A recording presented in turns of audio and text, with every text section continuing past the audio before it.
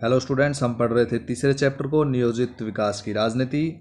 आज हम शुरू करते हैं इसका दूसरा पार्ट। पिछले पार्ट में हमने नियोजन के बारे में पढ़ा था और आज़ादी के बाद किस प्रकार से विकास के मॉडल्स पे बहस हुई थी उसके बारे में पढ़ा था। आज हम शुरू करते हैं शुरुआती कदम। ये अगला टॉपिक है, शुरुआती कदम। कि आज़ादी के बाद हमने किस प्रकार से विकास के मॉडल को अपनाया। योजना आयोग के बारे में आपने पढ़ा और उसके बाद पंचवर्षीय योजनाओं को लागू किया गया, इसी के बारे में आज हम पढ़ रहे हैं। शुरुआती कदम, जैसे कि आप देख पा रहे हैं, सोवियत संघ की तरह भारत के योजना आयोग ने भी पंचवर्षीय योजनाओं को विकल्प के रूप में चुना। सोवियत संघ दुनिया का पहला देश था जिसने पंचवर्षीय योजनाओं को शुरू किया। 1927 से 1932 सोवियत संघ में पहली पंचवर्षीय योजना लागू हुई थी। उसी की तर्ज पर भारत में भी 1951 से पहली पंचवर्षीय योजना लागू की गई, 1951 से 56 के बीच। और इसका यह था कि एक सीधा सा विचार था कि भारत सरकार अपनी तरफ से एक दस्तावेज तैयार करेगी और 5 सालों तक, अगले 5 सालों तक कहाँ से खर्चा होगा, कहाँ से आमदनी होगी, उसका एक खाका तैयार किया गया। इसी को हम पहली पंचवर्षीय योजना कहते हैं। ये कार्टून हमें बता रहा है कि किस प्रकार से, अगर हम देखें, विकास या सेंट्रलाइज जो प्लानिंग थी वो कितनी डिफ़िकल्ट, विलेज रियलिटी को देखें तो भूखमरी, गरीबी, बेरोजगारी और एक घायल आदमी किस प्रकार से जंप करेगा इतनी ऊंचाई को, तो ये दिखा रहा है कि कितनी मुश्किल थी उस टाइम जो है विकास की राह।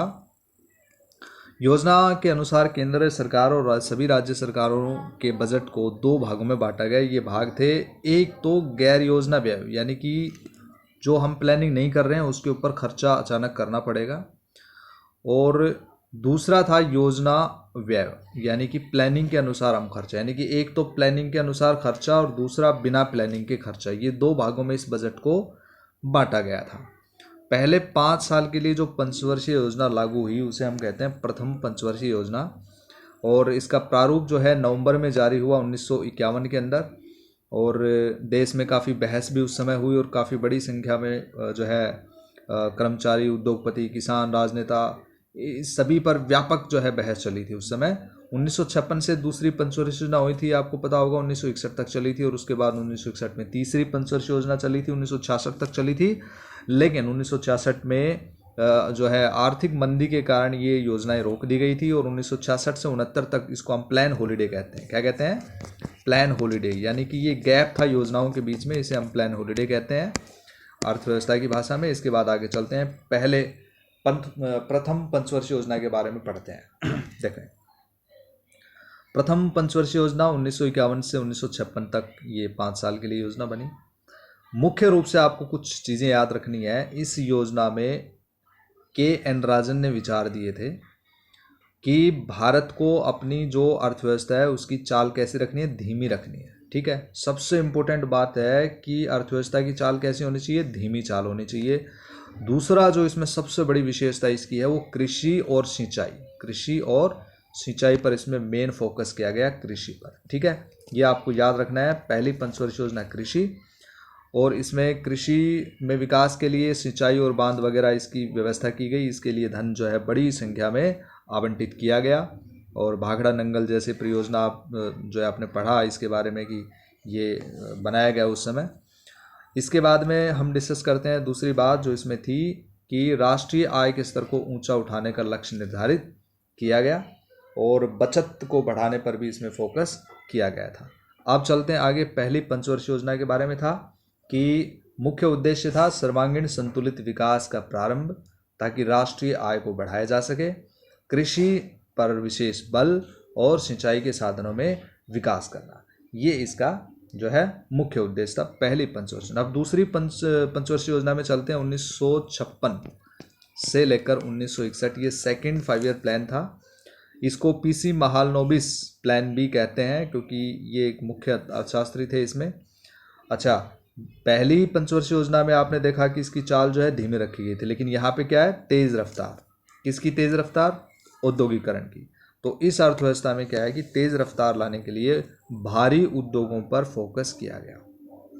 इसमें जो धन का आवंटन था वो किस पे ज़्यादा किया गया? भारी उद्योगों पर। सार्वजनिक क्षेत्र के उद्योगों को आगे बढ़ने में मदद मिली इससे, और बिजली, रेलवे, इस्पात, मशीनरी और संचार जैसे उद्योगों को सार्वजनिक क्षेत्र में विकसित किया जा सकता था। और इसलिए भारतीय अर्थव्यवस्था के विकास को एक नया आयाम दिया गया। तो आप समझ पा रहे हैं कि पहली और दूसरी पंचवर्षीय योजना में मुख्य जो अंतर था वो पहली पंचवर्षीय योजना कृषि पे फोकस कर रही थी, जबकि दूसरी पंचवर्षीय योजना उद्योगों पर, भारी उद्योगों पर जो है फोकस कर रही थी। इसके बाद ये आप देख रहे हैं पीसी महालनोबिस के बारे में आप पढ़ सकते हैं। 1893 में इनका जन्म हुआ था, 1972 में मृत्यु हो गई थी। अंतर्राष्ट्रीय स्तर के बहुत बड़े विख्यात वैज्ञानिक और सांख्यिकीविद थे।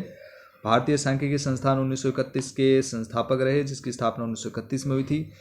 और दूसरी पंचवर्षीय योजना के योजनाकार थे और तेज़ रफ्तार से औद्योगिकरण पर फोकस कर रहे थे। आप देखिए इसमें हम थोड़ा कंपेयर करते हैं पहली और दूसरी पंचवर्षीय योजना में आवंटन किस प्रकार से, किसमें कितना प्रतिशत था। देखिए कृषि और सामुदायिक विकास पर पहली पंचवर्षीय योजना में 15.1% था, जबकि दूसरी पंचवर्षीय योजना में घटकर 11.8% हो गया।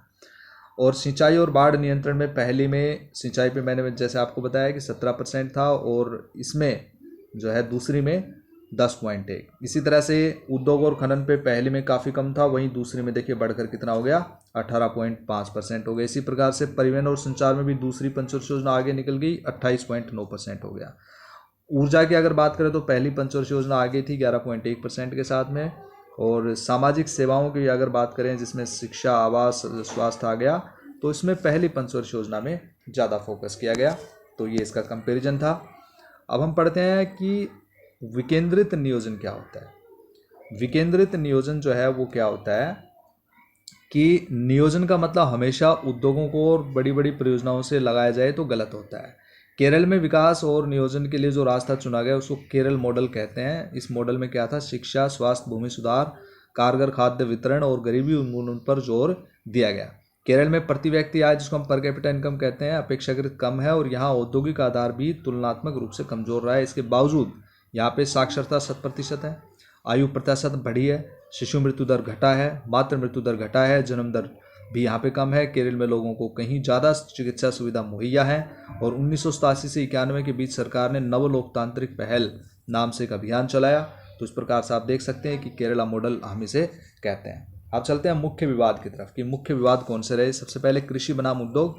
इसमें हम ये पढ़ सकते हैं कि कृषि और उद्योगों में किस पे ज़्यादा फोकस किया जाना चाहिए और कौन लोग थे जो कृषि के पक्षधर थे, कौन लोग थे जो उद्योगों के पक्षधर थे। और दूसरा इसमें आता है निजी क्षेत्र बनाम सार्वजनिक क्षेत्र, मतलब कि हमें प्राइवेटाइजेशन को फॉलो करना चाहिए या फिर सार्वजनिक क्षेत्र को फॉलो करना चाहिए। पहली और दूसरी पंचवर्षीय योजनाओं में अगर हम ये बात करें तो मिला जुला के आज़ादी के बाद में जो हमने मॉडल अपनाया वो समाजवादी मॉडल था और उसमें मुख्य रूप से पूरा सार्वजनिक भी नहीं अपनाया, पूरा प्राइवेटाइजेशन भी नहीं किया। तो इस तरह से मिलीजुली अर्थव्यवस्था को हम क्या कहते हैं, मिश्रित अर्थव्यवस्था कहते हैं। हालांकि बहुत सारे विद्वान जो है इसके पक्ष में नहीं थे, लेकिन इसी मिलीजुली व्यवस्था के बारे में हम मिश्रित अर्थव्यवस्था का जिक्र करते हैं कि इस तरह मिले जुले मॉडल की आलोचना दक्षिणपंथी और वामपंथी दोनों ने ही की। और मुख्य ये था कि कुछ कह रहे थे कि निजी क्षेत्र को पर्याप्त जगह नहीं दी गई है और बहुत सारे लोगों का मानना था कि सार्वजनिक क्षेत्र को पूरी जगह नहीं मिली है। तो ये इसमें दोनों टॉपिक जो है इनके अंदर बिल्कुल सिंपल सी बात यहाँ बताई गई है। और इसके अतिरिक्त मदद गरीबों की होनी चाहिए थी, लेकिन राज्य के हस्तक्षेप के फलस्वरूप एक नया मध्य वर्ग उठ खड़ा हुआ जो बगैर खास जिम्मेदारी के मोटी तनख्वाह सहित अन्य सुविधाओं को भोग रहा है। इस अवधि में गरीबी में ज़्यादा कमी नहीं आई। गरीबों का प्रतिशत कुल जनसंख्या में भले कम हुआ हो, लेकिन उनकी संख्या में बढ़ोतरी हुई। तो ये इस समय की कुछ मुख्य आर्थिक विशेषताएं थी। अगले पार्ट में हम मुख्य परिणाम के बारे में पढ़ेंगे। तब तक आप इसको रिवाइज कीजिएगा। धन्यवाद।